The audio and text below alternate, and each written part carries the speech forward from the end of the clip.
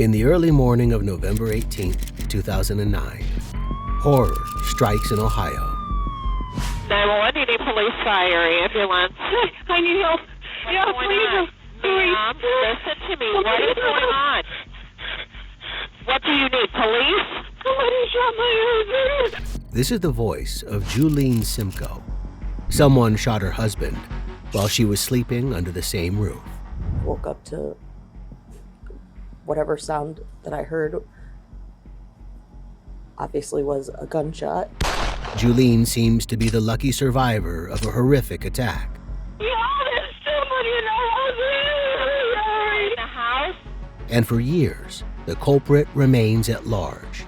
After a Lorain County man was murdered in his home, his family continues their search for answers and a killer. That is, until the cops make a startling discovery, one that makes them question everything they thought they knew. Is there anything about this incident that you haven't told us that you would like to tell us? No. Obviously, I didn't shoot Jeremy. I didn't kill my husband. So who did?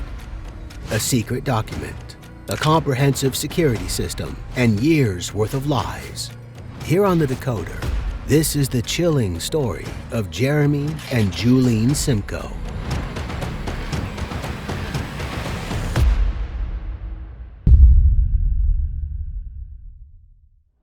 "31-year-old Julene calls 911 at just after 6 a.m. Is he still breathing? He's not breathing? Okay, do you want to try? Let's try to give him CPR, okay? Is he on the floor? Is he on the floor?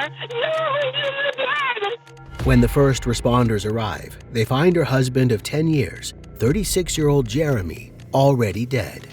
He's been shot in the back of the head at point-blank range. He was shot in a manner that causes us great concern. The medical examiner finds that Jeremy has a small amount of Benadryl in his system, but nowhere near enough to be significant in the investigation. In his house, there's a .357 Magnum lying on the kitchen floor. A chair in the kitchen has been knocked over, and there's a purse next to it, still full of cash. The couple's 5 dogs are tied up in the backyard, where there's also a discarded pair of black gloves and a set of unidentified footprints. Signs point to a strange intruder, but other signs do not. The security system is functional, and there are no signs of forced entry. Moreover, there's no foreign DNA in the house at all. Investigators can dread a case like this. They follow up on various tips, but they struggle to find any concrete answers. A strange person seen walking around a few nights earlier, talking on his cell phone before getting picked up in a car. A neighbor who previously pointed a gun at someone and had a key to the house. A suggestion that the killing could have been a drug deal gone bad. A neighbor witnessed Jeremy arguing with one of his contractors, who threatened him. You know, he said, if I would have had a gun, I would have I'd shoot your ass right now for all the bullshit that you've been doing, you know, and trying to undercut me and all this bullshit. And then it was right after that, that's when the murder occurred. But when the police find the contractor, it's a dead end. He has an alibi. Many theories like this abound, but the case begins to go cold. It has been just over 7 months since the 36-year-old Simko was found dead in his Vermilion home, killed by a single gunshot wound to the head. With time removed from the shock of the crime, his family gathered tonight to remember. It's nigh impossible for Jeremy's family to move on while his murder goes unsolved. Well, we had some problems in the beginning at the funeral. It just didn't work out with the other family, so we decided to do it on our own and have our own service, and we're glad we did. Tensions were reportedly high in Jeremy's family already. They were partly estranged, and his sister sent him an email just days before his death attempting to reconcile. He never replied. He was part of our family, and like every family, we had some differences, but he was as close to me as my daughters. Because of these tensions, there's doubt as to whether Julene will ever attend the memorial. She wants to remain loyal to her husband, she says. In the end, she does go, But the tensions don't end there. She puts their shared home up for sale, listed for $199,000. But it's not about the money. In May 2010, she calls the police when Jeremy's sister turns up for a scheduled appointment to view the property. The sister says she didn't go to start trouble, that she genuinely wanted to buy the house to preserve Jeremy's memory. Julene, however, would rather it stays buried. That day and was like, you guys need to leave the property. So we're not on friendly terms anymore. I really didn't want to be around her, neither did anybody in the family, because we honestly all wanted to smack her really hard. That's putting it nicely. Meanwhile, the investigation continues to falter. A lot of things they haven't told me. And they just told me to be patient, and sooner or later that justice will be served, and we'll find out who did this to him. November 2013. Jeremy has been dead for over 4 years, and the cops have called on Julene again, requesting another interview to clarify some details on the case. They've been working quietly on their investigation all this time, and they think they've found something that changes everything. Julene agrees to appear at the police station with her attorney. My name is Rick Thomas. I'm an investigator with the Lorraine County Prosecutor's Office. Before they begin, her attorney has a question. It was an article that appeared in the Lorraine Journal on October 4th of 2012. And it says, after almost 3 years of investigating, Vermilion Police Chief Chris Hartung said yesterday the police department feels they have identified the murderer of Jeremy Simko, thus concluding their investigation. Well, if you guys already know who did this murder, then I'm not exactly sure why you're talking to Julene. Mm-hmm. And if you've determined that Julene is that person, then we need to know that. The cops explain that this is an active investigation. If they knew for certain who murdered Jeremy, they'd have arrested that person already. And they make it quite clear that Julene isn't under arrest. Not yet. Do you mind if I call you Julene, or is there something else you prefer I call you, ma'am, Mrs.? Julene is fine. Okay, all right. I certainly don't want to be disrespectful in any regard. Okay, on Wednesday, November 18th, 2009, at approximately 6 a.m., your husband was found shot through the head in your home in your bedroom. If you could, I'd like you to please recount for us your activities leading up to that event, beginning with the previous 24 hours, going back to Tuesday morning, November 17th, 2009, and then going forward to the time you called 911, and then after that we'll discuss the following days after that event. Julene was interviewed 4 times on the day of the murder. Once at the scene, once at the hospital where she was taken when she couldn't calm down, and twice at her mother's house. Each time, her statement was consistent. Now, in 2013, the cops want to establish a baseline. During the day, we worked on the property behind us, worked in the yard, leaves, raking leaves, etc. Yard work in general. Okay. We were canning pumpkins the night before. Jeremy and Julene owned and ran a tree service business together. Living in a countryside property on the outskirts of Vermilion on the shores of Lake Erie, they were living the kind of rural idyll that many couples dream of. That evening we were canning pumpkins, watching a TV show,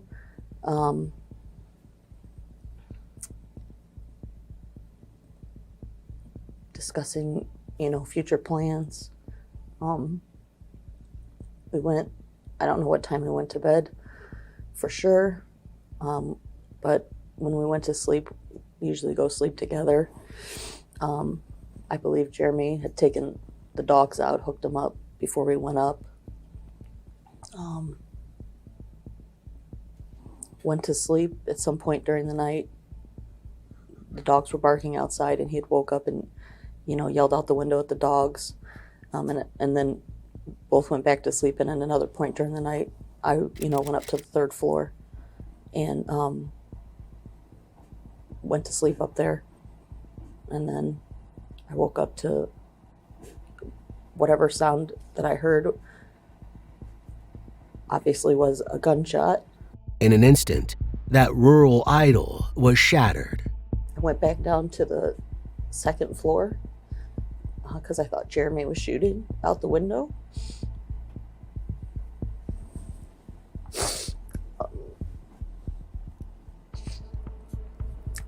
And I went to the bedroom and I found him in the bed. And I thought I heard some noises out in the hallway. I realized that something was wrong, that I heard some noises out in the hallway, and I picked up the gun out of the drawer and I shot towards the hallway. She used the 9mm she kept on her nightstand to fire 2 warning shots at a possible intruder. And then I went in the bed to help Jeremy, and I called 911. Okay. And then I was on the phone with the 911 operator until the police got there. And what happened then? After the police got there, Mm-hmm. I remember them coming into the room. I think there were 2 or 3 of them, and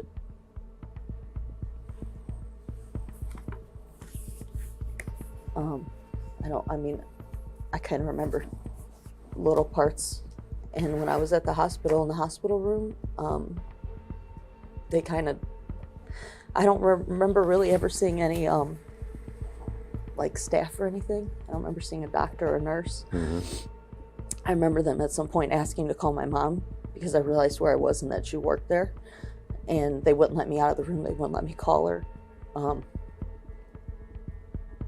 They said I couldn't leave, that I had to stay there, and that they weren't calling her right now. And I remember being questioned by the detective. In the chaos of the minutes after her husband was murdered, it's understandable that Julene's recollection is a little hazy, especially 4 years later. But in any murder investigation, it's the details that matter. What I'd like to do now is we're going to conduct more of a detailed question and answer regarding that, hoping we can, if we work together here, and because this is so important, I thought we try together to maybe improve your recall a little bit about how this happened. So let's talk about when you went to bed that night. Let's start there, if you don't mind. What time was that? I don't remember. Okay, you don't have any idea? Was it early? Was it late? Maybe 11, 12 o'clock. 11, 12 o'clock. Okay, so you were canning pumpkins, or was it pumpkin and pumpkin seed or what? Pumpkins in general. Okay. All right, so you're canning pumpkins. And while you're canning pumpkins, what is Jeremy doing? We were both working at it together. Okay, so you're both there. It Was a anybody else in combined the effort. house? No. Okay. And at what point did you cease canning pumpkins? I don't remember. Julene noticed nothing suspicious that evening at all. Who locked up the house when you went upstairs? I really don't know. Okay. Did you say, perhaps I read it, but correct me if I'm wrong, did you say that Jeremy went out and locked up the dogs or I think hooked he up did. the dogs? What does that involve when you say he goes out and hooks up the dogs? They had houses around the yard with chains, so he would hook everybody up. Okay. Now, that chain lets him move how much? I have no idea. I mean, was it 6 foot, 8 foot, 20 foot? Yes. Was it a lead? Well, I don't want to put words in 6 your to mouth. 8 feet, I have no idea. Okay, but they could move in and out of their Yes, houses, they had right? they had a whole They each area. could come in and out of their house when they were hooked up. Okay, I just want to make sure. All right. And was it generally the practice for who to lock up the house? It just depended. It wasn't really anybody's job. Okay. Either him or I did it. Who did it? I have Predominantly, no who idea. did it? You have no idea? It was a combined effort. Whoever Okay. was the last one. Okay. These might seem like extraneous details. Julene clearly thinks something like the length of the dog's chains is irrelevant, but it's all part of building a case. The dogs were known to bark at intruders. A neighbor makes this clear. With the dogs on that, it was if he was around, they were minded. But you'd see if they were. He had them on a chain out, in the yard, Right. and they would always come flying out if anything was going on. So. Okay. And the dogs, would they bark if they heard commotions in the area? Yeah, even like on my driveway over there, even if I'd walk out my back door, the gravel on a still night. He didn't hear any disturbances at all on the night in question. Did you hear their dogs barking during the middle of the night or anything? Nope. Okay. Back to Julene. During the course of that night, before you went to bed, did either one of you take any medication? Jeremy did. And what did he take? I believe he took sleeping pills. Okay, and how do you recall that? He normally did before we went to sleep. It was a normal habit of his. That explains the Benadryl in Jeremy's system. Just another part of his nighttime routine. So far, no dice. Had there been any arguing? No. Okay. No discussions, no disputes, anything at all? Nope. Okay. You and he weren't having any discussions about or concerns about money or buying property or anything like that? I mean, the property was definitely on our minds. Okay. But was it causing any tension or stress? No more than usual. Well, I don't know what usual would be. We wanted the property, so that's what we were aiming for. So was there stress?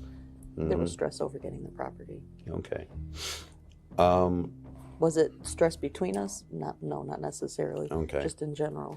Around November 2009, Julene and Jeremy were trying to get a loan from the bank in order to buy several acres worth of empty land near their property. They were already using it for their business, and they wanted to formalize the arrangement. Some bad payments on their credit report, however, meant that they were struggling. Just a few days before Jeremy's death, the bank denied their loan application. How would you describe your relationship with Jeremy? It was a good relationship. He was the love of my life. Okay. How long had you been married? 10 years. And how long did you date before you were married? Date, probably 6 months. I'd known him years before. And how did you know him? Through a friend. Okay. You didn't go to school with him or anything like that? No, he lived close to my parents' house, so. Okay. All right. How often would you guys have arguments or fights? I don't know. Oh, I don't know how I to, wouldn't know. I don't know how to answer that. Did we Well- argue? Yeah, everybody argues. How often? I don't know. As often as other people argue. Julene denies that they were facing any marital strife. Running a business together and living together, they spent most of their time with each other. But apparently, this did not take a toll. When you did argue, did it ever become violent? I did tell the detective that he did hit me one time. How long that was ago the was only that? time, probably when we first got married. What was that all about? I don't even remember, to be honest with you. When you say he hit you, what do you mean by that? He slapped me in the face, Okay. and I hit him back. And that was the end of that. And that was the end of it. Yeah. And since that time, he had never struck you again? No. Okay. According to Julene, conflict between them became physical just the once, and she could resist his temper, which, according to other witnesses, could be formidable. He was described as a hothead. He frequently made enemies, cursed at workers on his job sites, and could be highly demanding. He and Julene, however, lived in harmony. At some point, the dogs woke us up barking. Okay. I think Jeremy was restless. He took another sleeping pill after that. Okay. And then at some point, he was snoring, which he did all the time. And I got up and I took, I think, a half a sleeping pill, and I went up to the 3rd floor. To get a better night's sleep, she left Jeremy snoring to sleep on a couch on the 3rd floor. What's the next thing you remember after falling asleep on the 3rd floor? I remember hearing a noise that woke me up. How can you best describe that noise to me? It was a noise. I don't really recall what it was. I mean, when something wakes you up, how do you describe it? I don't know. It's something loud that woke me up. Okay. Were you sleeping soundly? Was it a fitful sleep? I have no idea how I was sleeping. Okay. She struggles to describe whatever woke her. She does not say it was a gunshot. What caused you to go downstairs? I assumed Jeremy was awake shooting out the window. Okay. So if he was awake, then I was going to go downstairs because he Okay. was awake and I was awake. And was that a practice that you guys engaged in frequently? What's that? Shooting out the window? Yes. Okay. And what Quite typically would you often. shoot at? Coyotes, raccoons, groundhogs. Okay. And that late at night, you weren't concerned about it? I'm assuming this is something you had done previously, correct? many times. Both Jeremy and Julene had concealed carry permits and kept several guns in the house, including in their bedroom. According to Julene, they were mainly used to protect the property from wildlife. All right, you're in the bedroom. Did you pause at the doorway or did you walk right in? I don't remember. Okay. As best you can recall, what did you do after you entered the bedroom? Is this I can keep going with this. I went over. Jeremy was sort of like, from what I can remember, in the middle of the bed, kind of. Okay. It seemed like. All right. Over this way a little more, maybe towards my side, Okay. because I walked over to my side of the bed. It looked like he was sleeping. And what happened next? I went to wake him up. Okay. And how did you try to wake him up? I don't really remember. I mean, to be honest, I just, went to touch him to wake him up. Do you remember where you touched him at? I don't have any idea. Did you say anything to him? I mean, I'm sure I was, saying something. I don't know what I said. Okay. If I said anything. All right. So you try to wake him up, and what happens next? I felt that there was like the blood or whatever in the bed. What did you think that was? I had no idea. Okay. But at that point, I felt, like something obviously wasn't right. The investigators still want her to be more specific. What exactly, as best you can recall, when you tried to wake him up, did you experience that made you feel something was wrong? He wasn't responding to me. Okay. And then I felt something wet, and then almost immediately heard noise Okay. out in the hallway that I, somewhere. I don't know where it was coming from. I heard noise. And Okay. All right. You heard a noise. What kind of noise did you hear? I have no idea what it was, whether it was something falling or somebody moving. There was a definite sound of something. And what area? Outside of the bedroom. Another unspecified noise. And what did you do then? I grabbed the gun. Where did you grab the gun from? Out of my dresser. Okay. And where was it at in your dresser? In the drawer. Okay. Is that normally where that gun is at? Either or. I mean, sometimes it was in his dresser, sometimes it was in mine. We'd been cleaning and stuff was moved around, so. So you're right here. You've got the safety off. What is your next action? I shot towards the doorway. Okay. Or, like out of the doorway. And what were you shooting at? I was just shooting because I heard noise out there. Mm-hmm. So my reaction was just to shoot. I don't know who's out there. There's nobody else in the house. It's Jeremy and I. There should be nobody else in that house. Okay. Not expecting any company, and with Jeremy clearly seriously hurt in his bed, Julene's reaction is to shoot first, ask questions later. Maybe any of us would do the same. What's the next thing you did? I think what I did next was I ran over and shut the bedroom door and locked it. Okay. And then what did you do? And then I went back to the bed. Okay. And then what did you do? I think I rolled Jeremy over. I noticed there was a lot of blood. I think I put a towel, like, on his head where it was bleeding. Okay. I looked for a phone to call, and the phone was usually, I think the charger was probably over here somewhere. Mm-hmm. And I didn't see the phones, and his phone was on his dresser. So I used that phone. That's when Julene called 911. So now you're calling the 911 operator, correct? Okay. What transpired during that period of time? What did you do? I remember pulling him off the bed, as she instructed me to do, to get him onto the floor. And how did you do that? I don't know how I grabbed him. I grabbed him and pulled him off the bed over to here. Okay. All right. Did you set the phone down when you were doing that? Were you holding the phone? Did you have what were you doing at that I don't time? really remember where the phone was. Doing what the operator told her, she says she tried to resuscitate her husband, but it didn't work. Was there a point prior to the arrival of the police that you believed he was deceased? I wasn't sure. Well, I understand you weren't sure. Was there a point that you thought he's gone? I don't really know. What I was thinking at that point. Okay. Julene emphasized her emotional distress when the police arrived.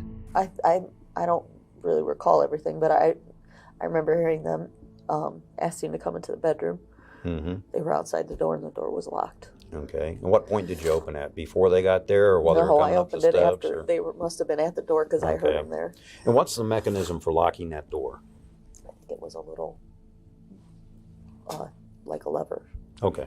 All right. She got up to let them in. Again, what might sound like a minor detail could turn out to be the key that unlocks this whole investigation, 4 years in the making. If she thought her husband was dying, why would she have wasted time locking the door behind her? Unless, of course, it was already locked, and she and Jeremy were the only ones inside. To give Julene a breather, they turn away from that traumatic night and ask her more about her life with Jeremy. And prior to this, had you ever shot a gun before? Yes. Okay. How many times would you say? I have no idea. I never shot a gun until I met Jeremy. Okay. How soon after you met Jeremy did you begin shooting guns? Probably pretty quickly. Okay. And you got married I in what started year? hunting with him right away. Before you were married, or? Yeah, before we were married. Okay. So, and you were married, what, 14 years?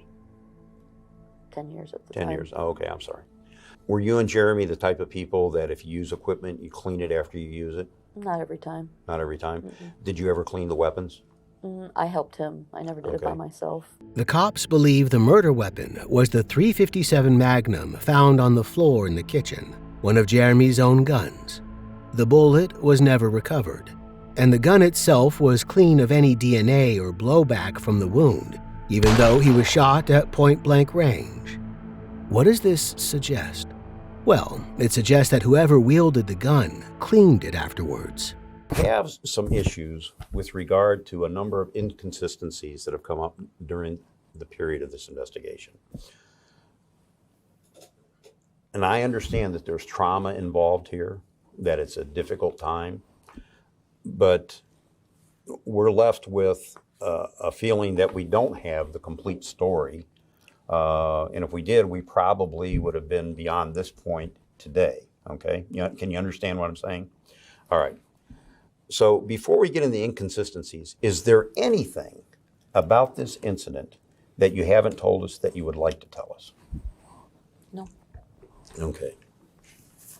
An hour into the interview, the investigators are closing in. It's time for Julene to tell the truth. Julene, when you fired the gun in the bedroom, did you use one or two hands? I don't remember what I used. Okay. Normally, when you shoot, I didn't shoot that gun very often. I probably used two hands. Okay.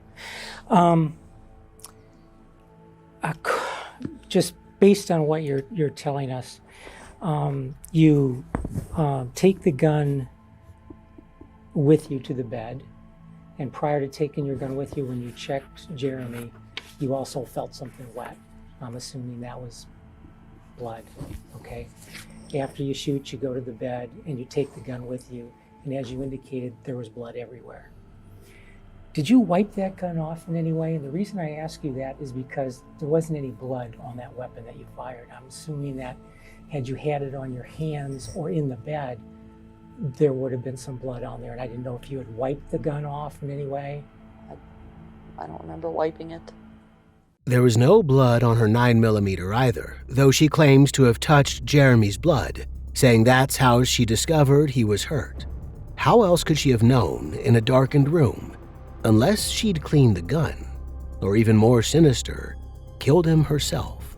You had indicated that normally when Jeremy hooked the dogs up, he would lock the doors. I think in a previous statement you had indicated to the police that this was something that he normally did.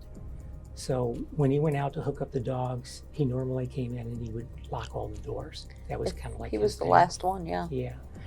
There was no fingerprints of Jeremy found on the door to the kitchen, and no DNA that would have indicated that he would have touched that door. Well, he would have touched the door. That was the only door we used in the house. I know, and I didn't know whether or not, I don't know how that would have occurred either.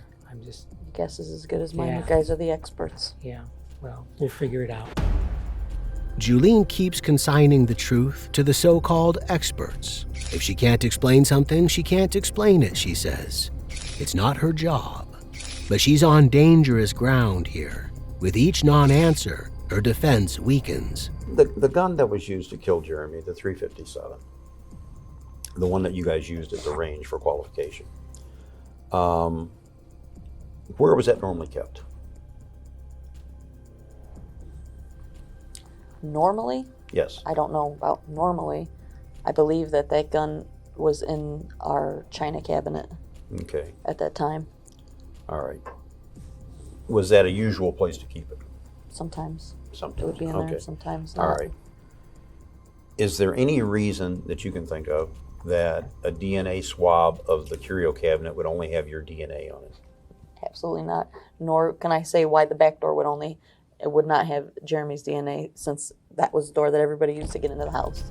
Sometimes it's DNA evidence that breaks a case wide open. In this case, it's the lack of DNA that's most telling. In interviewing people that knew you and Jeremy, they described you both as a security-conscious couple, okay?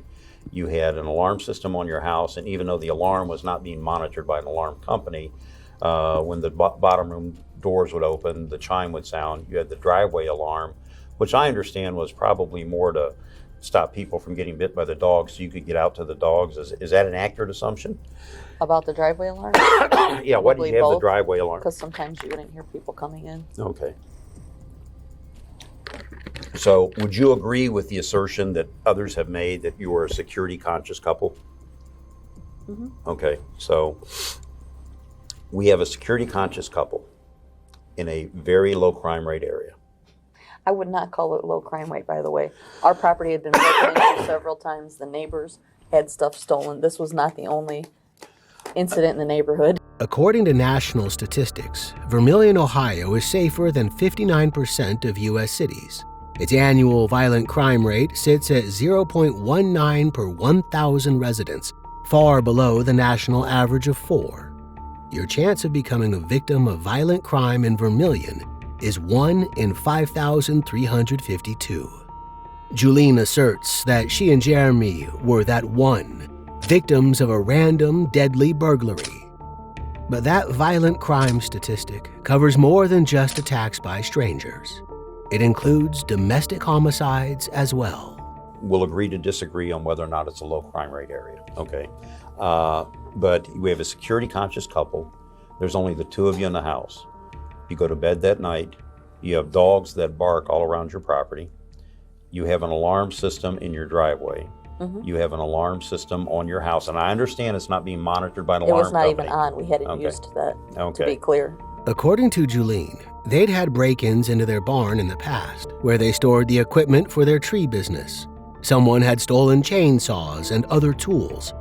A neighbor, however, said they suspected the culprit was a disgruntled employee, not a dangerous criminal. After the burglary, Jeremy and Julene installed a gate and a sensor on their driveway that let out a sound in the house when triggered.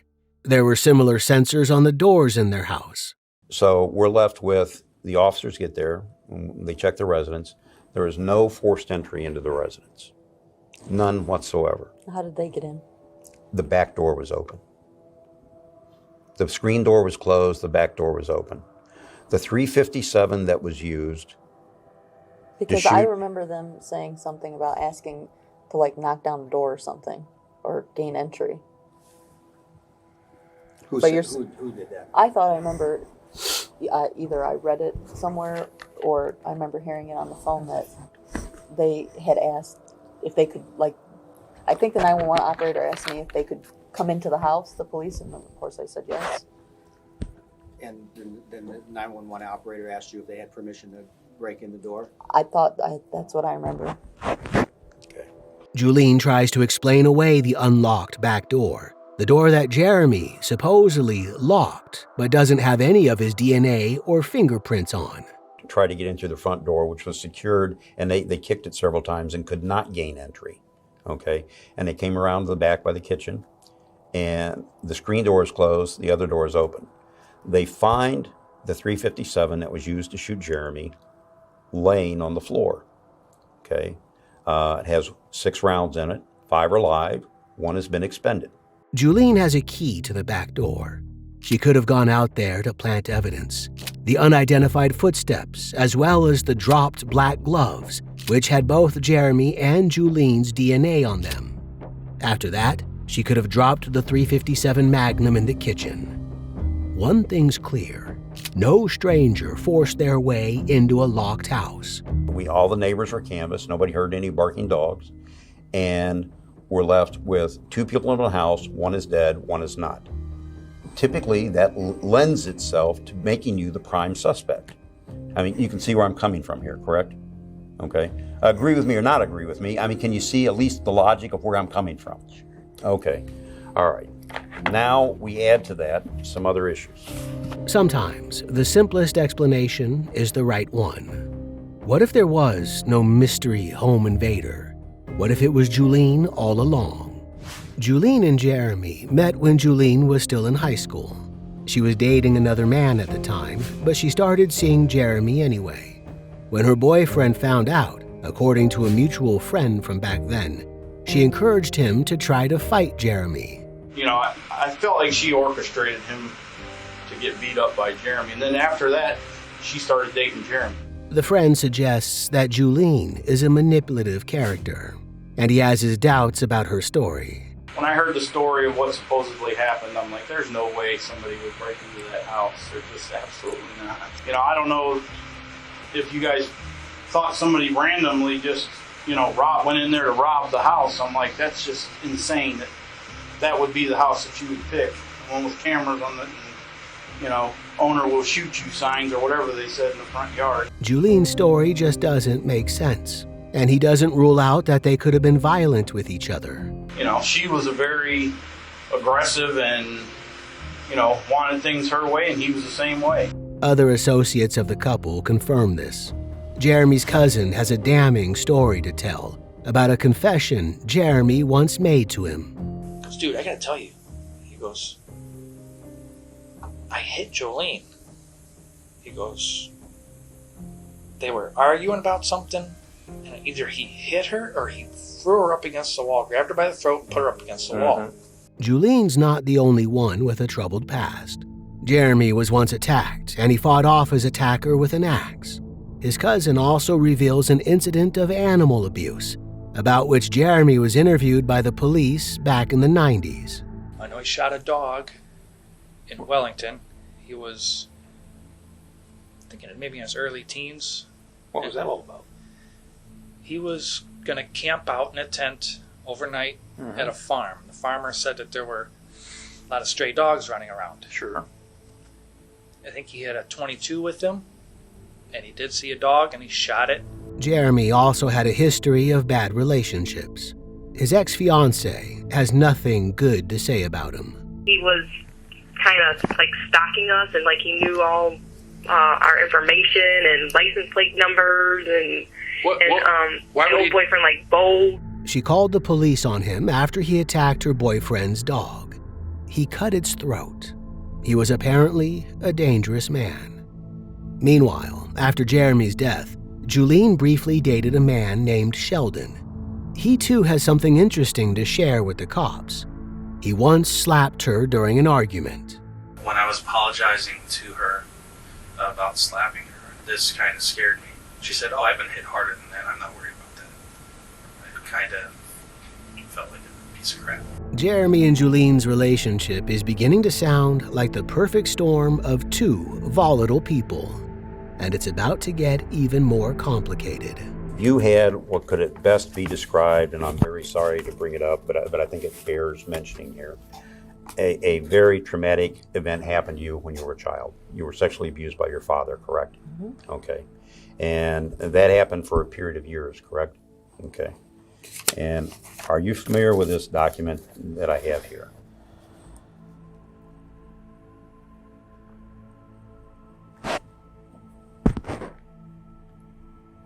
Without reading the whole thing. I'm in no rush. You can take your time and read the whole thing. So far, the investigators haven't broken any new ground. But this document is what changed everything, and the reason they brought Julene in over 4 years later. The investigators have been going through the couple's personal files. They've found various pornographic photos and videos, and they found a handwritten 14-page master-slave father-daughter agreement. The agreement stipulated that Julene would be submissive to Jeremy. In the context of Julene's past trauma, this raises red flags for the investigators. How long into the relationship did you guys have what you would call the father-daughter relationship? I mean, is this something that started right away, or? I don't really remember, like, at what point. I mean, is this something that is years old, or is this something that is months old? I have no idea when we put that together. Okay. You don't have any idea. You don't remember if it was 5 years ago or 7 years ago or 2 years ago? I mean, okay. It wasn't something that, like, we just did. Okay. I think it was something that we probably had for a while. Who introduced this into the relationship? We both did. My concern is, given the events of everything that have happened, are you saying that you are a willing participant for all of that? I was a willing participant in everything that went on in the Okay. bedroom. All right. There was none of that you were ever forced to do? No. Okay. All right. You can understand, I think, why we might ask you those questions given the circumstances we have here. Okay. There's nothing wrong with this kind of dominant-submissive relationship if it's totally consensual. The cops, however, are wondering if it wasn't. And if it wasn't, if Julene was uncomfortable with it in some way because of what she'd been through in the past, would she have killed him to get out of it? An old client of the couple can shed some light on this. The relationship that I observed over there was odd. She didn't talk. She wasn't really allowed to talk to people. She was never allowed out of his eyesight. She didn't want to climb up in the tree. He would yell at her and scream at her and berate her openly with profanities in front of me when she was up in the tree. And believe me, I wouldn't want to go 70 feet up in that big tree. But he forced her to go up there and do trimming. I think there were two reasons why he worked on the weekends. One, it was a matter of visibility for his business. He was the guy working Saturdays and Sundays when most people were off, so it looked good. Number two, and I never saw him hit her physically, but my own opinion is if he did hit her, he'd beat her up on Sunday night, and she had all week to hide because they weren't out on the weekdays. They had all week to hide for her bruises to recover, is the way that I would look at it. The client witnessed Jeremy mistreating Julene, and he displayed some odd sexual behavior as well. What ended up happening was Jeremy sent some pretty graphic pornography paper, like mail, out of the back of these magazines to my office. The client's also aware of the pornographic photos involving Julene. I do know that you guys probably found those photos of her. Now, I never saw them, but I knew they were there, and they wanted to show them to me, but I said I didn't want to see them. Did they say why they wanted to show them to you? No, but it was about the same time that she came down with the article about him slitting that dog's throat. Well, I would understand them to be mild forms of pornography involving Julene Simko. Jeremy, it seems, had a habit of crossing boundaries. Did he verbally abuse you when you were on the job? I don't know. He yelled at everybody on the job site. It was usually a stressful place. So have I ever gotten yelled at on a job site? Probably. Have I done yelling on a job site? I'm sure I have. Yeah. Was he a jealous individual, his husband? I don't think so, no. No. Was he controlling? I guess we were both controlling over certain aspects of our life. Okay. So it depends on what exactly you're asking about. Okay. The investigators are drawing parallels, hoping to provoke a confession. Had your father ever apologized to you for the actions he'd inflicted on you? Nope. Okay. Did you still resent that? I didn't resent it. It wasn't even something I thought about on a daily basis. It didn't I bother had you? resolved that in my life long before. At what point in your life do you think you resolved that? I don't know. I went through a lot of counseling for it. Okay. How many years would you say you went through counseling for that? I have no idea. I mean, 2, 7? I don't know. I was young. Okay. All right. Here's why I asked the question. Clearly, it was a horrific thing that was done to you by your father. It's horrific, inexcusable. Okay. I'm sure you're aware that during the course of the investigation, subsequent to the search warrants, that we seized the computer equipment, and that computer equipment was examined. When we talk about, there are a number of issues that arise, such as I've laid out for you already, that would tend to make you the prime suspect, okay? 11 hours before your husband is found dead, someone is on the computer in your house pulling up your father's obituary. Now, why would that be, and who would do that? Julene denies that her trauma with her father still weighs on her mind. But the very night before Jeremy's murder, someone made an internet search on the couple's computer for her father's obituary. Well, first of all, I would like to see that, proof of that, because I don't think that ever happened. Well, we have that proof. Well, I'd like to see it. I'd like to see what time it was and everything else. Oh, we can tell you exactly. It happened at 18:57 and 03 seconds on July 17, 2009. And if you go to this URL, this website, you'll pull up exactly this obituary. You said July 17th? No. November 7th. I may have said July. November 17th. It's 11 hours before the homicide was called in. So roughly 11 hours before your husband is shot, a person that you have a father-daughter slave relationship, role play, as you say, someone pulls up the obituary of the very person that had a father-daughter sexual relationship with you. That makes one wonder if there is a nexus here or a tie-in with this. I mean, you can understand how we might be concerned about that. I can understand. I'm telling you, I am not the one that... Okay. Is there any reason Jeremy would have done that? No idea. The cops are presenting Julene with their version of events, hoping she'll crack. So someone took the time in between the time Jeremy was shot to clean that weapon of any blowback. Here's the really interesting thing. If we assume your theory that there is an intruder in the home, don't you think the intruder would be in a hurry to leave if he heard the shots that you fired? I would say, yeah. Okay.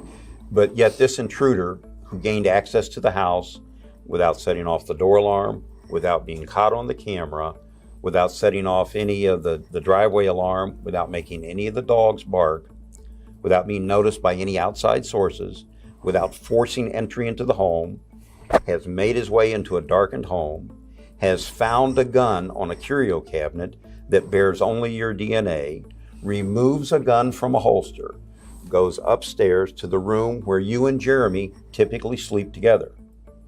That person has to lean across the bed, get within 2 inches of Jeremy's head, pull the trigger, shoot him in the back of the head, taking his life instantaneously. Then, follow me here, please. Then, yes, he was shot in the back of the head. Okay, so follow me now. And you see why we have the concerns we have. Julene won't give in. You're assuming... Every other door was secured. No, I'll tell you exactly what I'm doing. I am going where the evidence leads me.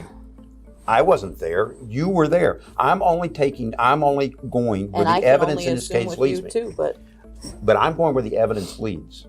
Did you also look into the break-ins that happened? Because there were a number of things with footprints and stuff that were never resolved. And a fingerprint that I remember hearing the detective talk about, whatever became of that.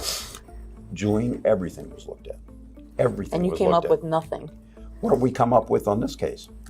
It's a big part of Julene's defense that the area was beset by crime. In fact, the very morning after she was released from the hospital, a day after her husband's death, she called the police again, this time to report a break-in. The responding officers found the safe tampered with and the surveillance system missing. Julene claimed that $2,000 had been stolen. That case, too, went cold. The police never worked out who did it, if it was a stranger at all. The cops have interviewed the contractor who came to replace the safe after the break-in, and he doesn't think it was a break-in at all. Why would you use that crowbar? You wouldn't. That's the whole point. That's almost like a setup. Something to throw in there that like they tried to use that. He found the tip of a fire poker in the hinge of the safe, but a poker couldn't have been used on this type of safe. there wouldn't be enough room to get a poker in there because here's a safe right here like that. It's on the seam. There's not enough room to get a poker in there. Julene put the poker tip in a bag, saying she'd show it to the cops. And it's interesting because we've never been contacted that Julene took that. I mean, because I had no idea. It was there, and she brought out a plastic bag. We put it in a bag, and that was it. Almost like she didn't actually want the cops to see it. On this particular occasion, we have him taking sleeping pills for the first time in a while. We have you going upstairs to sleep, which you rarely do, and you have his automatic weapon, which is no longer in his nightstand, but in yours. I mean, I just find that coincidental. If any one of those circumstances didn't exist, things may have been different. I don't know. I mean, you have any explanation for any of that? No. Did you? Yeah, just. Had you slept upstairs on the That third used to be floor? our bedroom up there. There's one last piece of the puzzle. Another fragment of damning evidence for Julene. Julene, do you recall when you were in the emergency room at Community Hospital, when the emergency room asked you what happened, you saying, "I shot my husband"? No, I didn't say that because I didn't shoot my husband. Okay. You're emphatically saying you never didn't made say that that. statement. Okay. The problem is, a nurse remembers her saying just this. And I asked her, so what's going on? And she mumbled something. I wasn't for sure what I had heard. So I asked her again what she said. I thought that she had said, I shot my husband. And I asked her again, what did you just say? And she said, my husband was shot. Was it a mistake or a Freudian slip?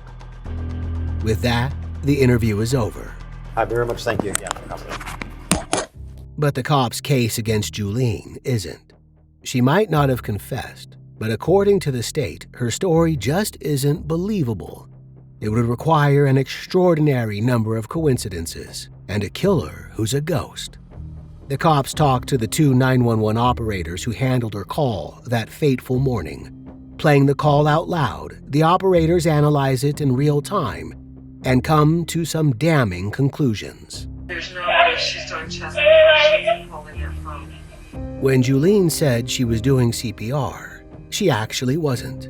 She was just sitting beside her husband's dead body. According to a professional 911 call analyst, her call had 10 markers of a guilty caller to just 4 markers of an innocent caller.